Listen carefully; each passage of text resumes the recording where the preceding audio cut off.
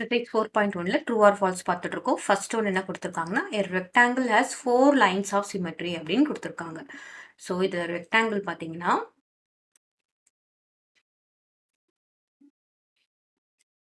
this is rectangle. இந்த ரெக்டாங்கிள்ல பார்த்தீங்கன்னா, நமக்கு இங்க ஹாஃபா கட் பண்றது.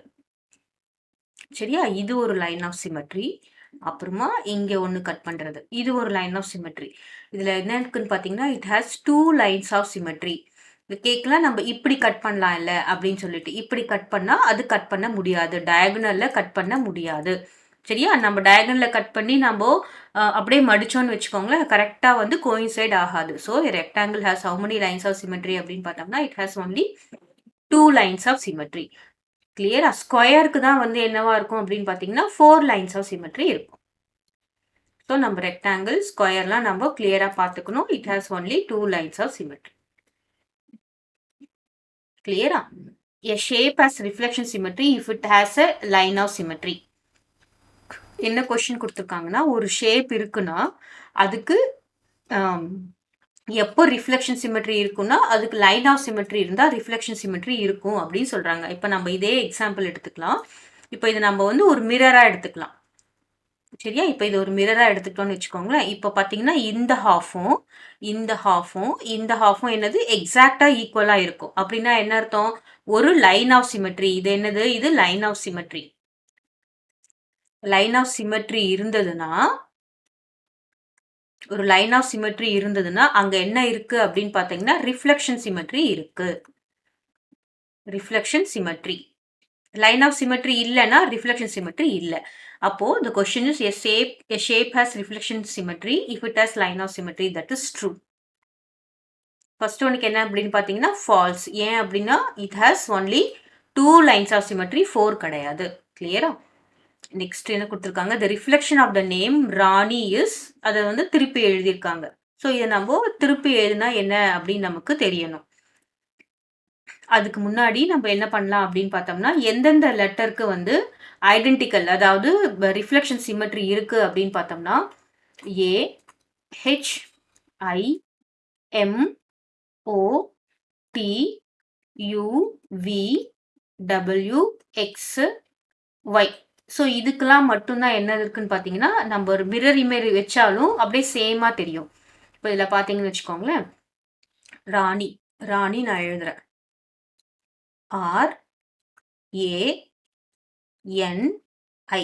சரியா? ராணி எழுதியாச்சு. இங்க என்ன இருக்கு? ஒரு மிரர் இருக்கு அப்படின்னு நம்ம இமேஜின் பண்ணிக்கலாம். இப்போ இதோட ரிஃப்ளெக்ஷன் சிமெட்ரி எப்படி இருக்கும் அப்படின்னு பார்த்தோம்னா பாருங்க, எது எதெல்லாம் அப்படியே இருக்கும்னா ஏ பார்த்தீங்கன்னா அப்படியே இருக்கும், ஐ பார்த்தீங்கன்னா அப்படியே இருக்கும். சரியா? ஏஹெச்ஐ ஐ பார்த்தீங்கன்னா அப்படியே இருக்கும். இப்போ இங்க இருக்கு பார்த்தீங்கன்னா ஐ வந்து அப்படியே, இந்த ஐ அப்படியே இருக்கும்.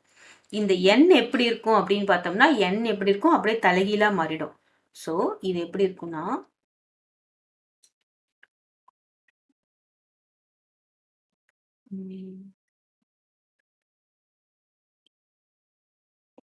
ஆர்ஏஎன்ஐ.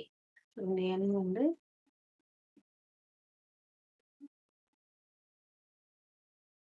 இப்படி ஆயிடும்.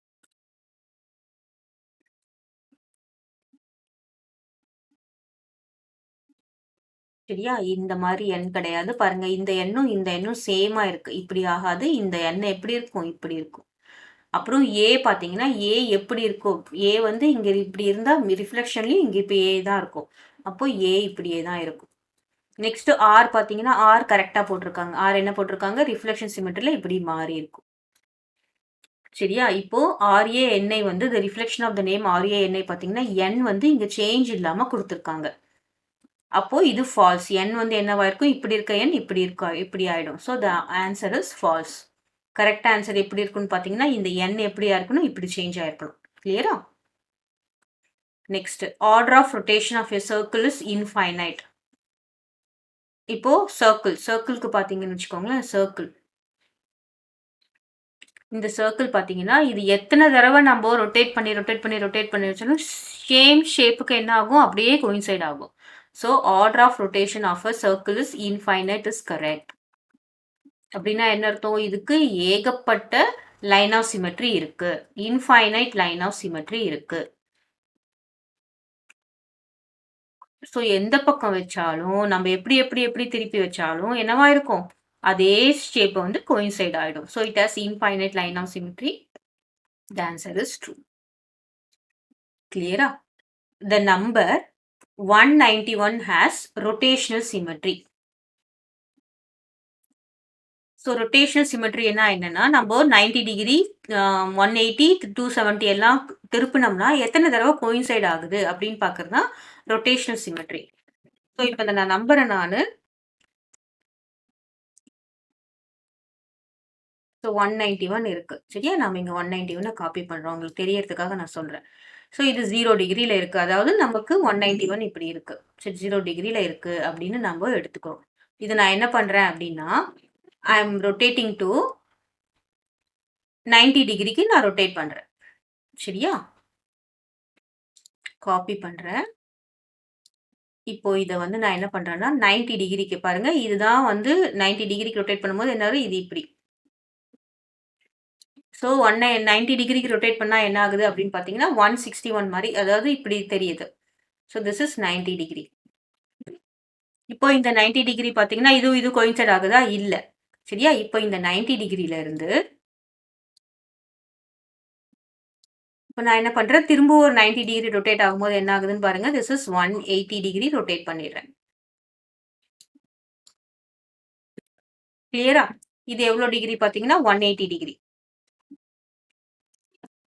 இப்போ இந்த 180 டிகிரிய திரும்ப இன்னொரு 90 டிகிரி நானு ரொட்டேட் பண்றேன்.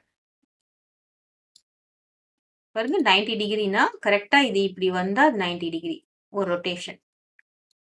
ஸோ இது என்ன வருது பாத்துங்க 180 டிகிரி அது ஒரு 90 டிகிரி ரொட்டேட் பண்ணா என்ன வரும்? 270 டிகிரி. கிளியரா? நெக்ஸ்ட் இந்த 270 டிகிரிய நான் திரும்பவும் என்ன பண்றேன்? இன்னொரு 90 டிகிரி ரொட்டேட் பண்ணா 180 360 டிகிரிக்கு வந்துரும். பாருங்க இங்க இருந்து கரெக்ட்டா திரும்ப நான் இப்படி கொண்டு வந்து வச்சிடுறேன்.